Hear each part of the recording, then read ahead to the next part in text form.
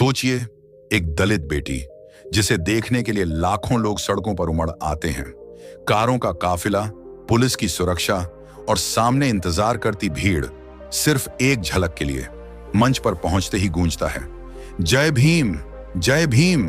और फिर नम आंखों से जब वो बोलती है, बाबा साहेब तुम्हारा सपना अधूरा नहीं रहेगा, तो पूरा मैदान थर्रा उठता है। लेकिन असली झटका तब लगा जब उसने अमेरिका की धरती से हिंदू कोड बिल पर ऐसा भाषण दिया कि सबके दिल कांप उठे। आ गया नया वीडियो कविता भील का। कविता भील को पसंद करने वाले वीडियो को लाइक करें और चैनल को सब्सक्राइब करके कविता भील की मदद करें। वॉशिंगटन डीसी की सर्द शाम थी। सड़कों पर सिर्फ गाड़ियां नहीं बल्कि इंसानों का समंदर बह रहा था। नीले झंडे हवा में लहरा रहे थे। हर तरफ आवाज जय भीम, जय भीम।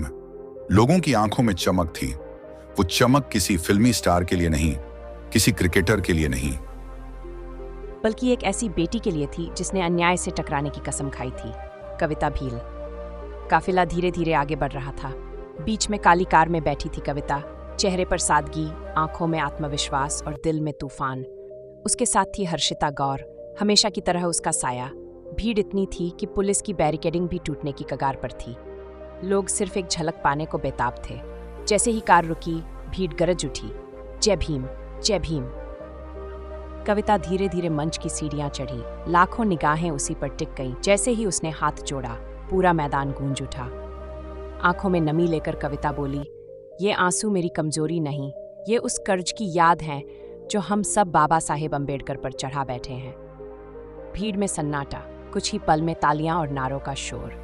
कविता ने गहरी सांस ली और बोली, आज मैं सिर्फ कविता भील नहीं बल्कि उस बेटी की आवाज हूं जो पीढ़ियों से दबाई गई, जिसके हिस्से सिर्फ आंसू आए। लेकिन बाबा साहेब ने जब हिंदू कोड बिल बनाया तो पहली बार लगा कि औरत भी इंसान है। भीड़ गूंज उठी। कविता ने भीड़ को शांत किया और बोली, आज एक कहानी के माध्यम से समझो हिंदू कोड बिल क्या है।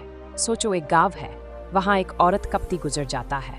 अब सवाल उठता है, उसका घर, उसकी जमीन किसकी होगी? उसके बच्चों का भविष्य किसके हाथ होगा? भीड़ में कानाफूसी शुरू हुई।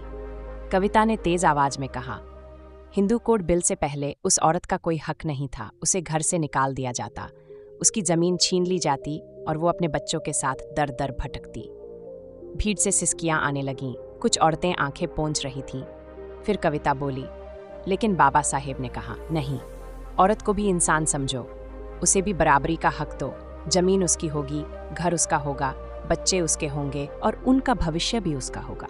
कविता ने सवाल फेंका, अगर हिंदू कोड बिल पास न हुआ होता तो आज आपकी माँ, आपकी बहन, आपकी पत्नी कहाँ होती? क्या आपके बच्चों का भविष्य बच पाता? भीड़ चुप, सिर्फ सन्नाटा, फिर तालियों की गड़गड़ाहट। दोस्तों, ये सिर्फ किताब का पन्ना नहीं, ये हमारी जिंदगी की सच्चाई है। अगर आपको लगता है कि ये इतिहास हर घर तक पहुंचना चाहिए तो अभी इस चैनल को सब्सक्राइब कीजिए, वीडियो को लाइक और शेयर कीजिए ताकि कोई बेटी फिर अंधेरे में न रहे। कविता ने अचानक माइक पर मुट्ठी मारी और गर्ज उठी। याद रखो, जब मैं जय भीम कहती हूँ तो ये सिर्फ नारा नहीं, ये उस क्रांति की गूंज है जिसने हमें इंसान बनाया। भीड़ कांप उठी, हर कोई खड़ा हो गया, नारे जय भीम, जय भीम। लेकिन तभी कविता की आवाज थर्रा गई। आज अमेरिका से मैं ऐलान करती हूँ, जिस दिन औरत और दलित बराबरी के हक से वंचित रहेंगे उस दिन मैं चैन से नहीं बैठूंगी। लेकिन याद रखो, इस ऐलान की कीमत मुझे बहुत भारी चुकानी पड़ेगी और शायद अगली बार मैं इस मंच पर खड़ी न रहूं। लोगों की सांसें थम गईं। भीड़ शोर मचा रही थी, लेकिन कविता अचानक मंच से पीछे हट गई। उसकी आंखों में आंसू और चेहरे पर रहस्यमयी सख्ती। लोग एक दूसरे से पूछ रहे थे, क्या खतरा मंडरा रहा है कविता भील पर? क्या उसकी आवाज दबाने की साजिश हो चुकी है? और इसी सन्नाटे के बीच रोशनी बुझ गई, माइक बंद हो गया। दोस्तों, कहाँ गई कविता भील? क्या हुआ उसके साथ? जानने के लिए जुड़े रहिए और कमेंट में बताओ हमारी वीडियो आप कहाँ से देख रहे हैं। धन्यवाद।